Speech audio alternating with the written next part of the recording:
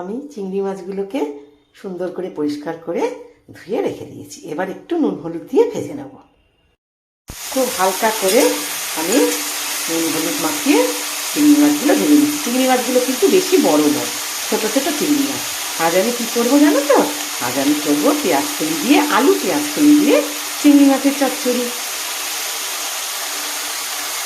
মাছগুলোকে ভেজে রেখেছি, আর ওই তেলেই এবার আলুগুলোকে ভেজে নেব। দুটো আলু ছোটো ছোটো করে কেটে রেখেছি, আলুগুলোকে একটু ভেজে নিচ্ছি। এটা কিন্তু সর্ষের তেলেই হবে। মাছ মাংস আমি সবসময় সর্ষের তেলে করি, আর খুব কম তেলে। আমার রান্নাগুলো খুব হেলদি হয়, খুব সাধারণ আর খুব হেলদি। আমি খুব তেল মশলা কম দিয়ে রান্না করি।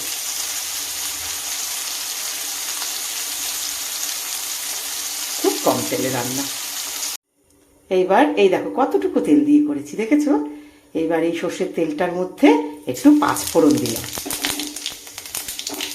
এটাতে কিন্তু পাঁচফোড়ন দিতে হবে, ঠিক আছে? আর এই একটা পেঁয়াজ ছোট ছোট করে কেটে রেখেছি, দিয়ে দিলাম। পাঁচফোড়নটা সুন্দর ভাজা ভাজা গন্ধ বেরোচ্ছে। এইবার এই পেঁয়াজটাও দিয়ে দিলাম।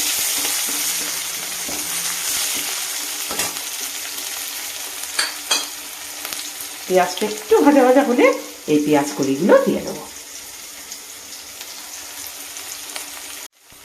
এই দেখো পেঁয়াজটা একটু ভাজা ভাজা হয়েছে, এবার পেঁয়াজ কলিটা দিয়ে দিলাম।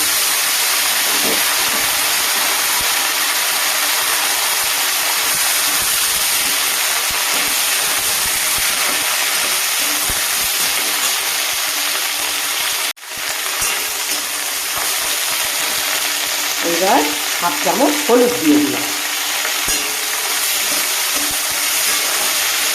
দিয়ে পেঁয়াজ কলিটা একটু ভাজা ভাজা হবে, বেশি ভাজবো না, সামান্য একটু ভাজা ভাজা হবে।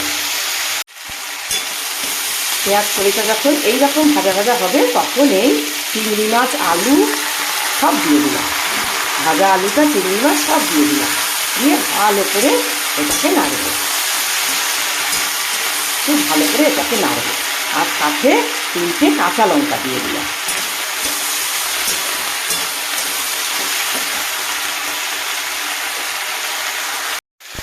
আর এইদিকে একটা টমেটো, এক ফালি আদা আর কটা রসুন আর 2টো কাঁচা লঙ্কা দিয়ে বেটে রেখেছি। মানে মোট 3 চামচ হয়েছে, বড় বড় 3 চামচ, ঠিক আছে?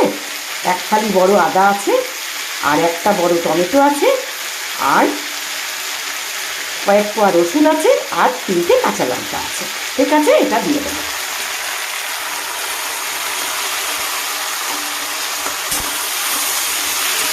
দিয়ে ভালো করে কষবো।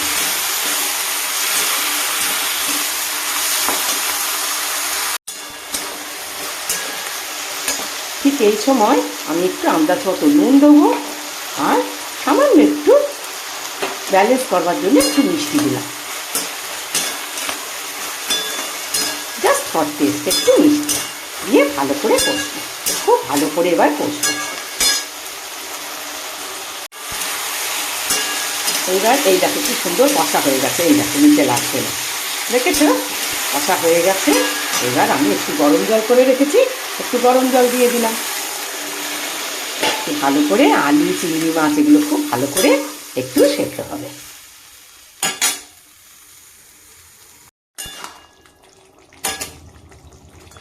এই দেখো আলুটা খুব সুন্দর সেদ্ধ হয়ে গেছে, দেখবে? এই দেখো, দেখেছো? এইবার আমি একটুখানি এই 2 চামচ মতন সর্ষে বেটে রেখেছি, সেটা দিয়ে দিলাম।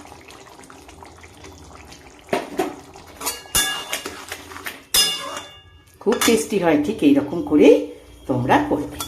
আর নামানোর সময় তোমরা একটু তেল দিতে পারো, কাঁচা তেল দিতে পারো, কাঁচা সর্ষের তেল, কিন্তু আমি দেবো না, আমি দেবো একটু ধনেপাতা, ঠিক আছে? ধনেপাতা দিয়েও খুব ভালো হয়, কাঁচা তেল সর্ষেও ছড়িয়ে দিলেও খুব টেস্টি হয়। এই দেখো ঠিক এই সময় আমি এই ধনেপাতা দিয়ে দিলাম।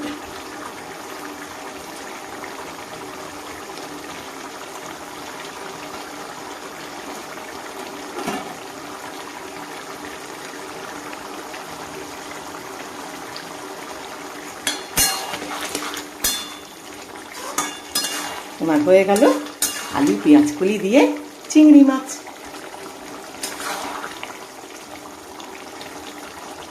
খুব টেস্টি হয়, ঠিক এইরকম করেই কিন্তু তোমরা করবে। আর ভালোবেসে আমার সাথে থাকবে।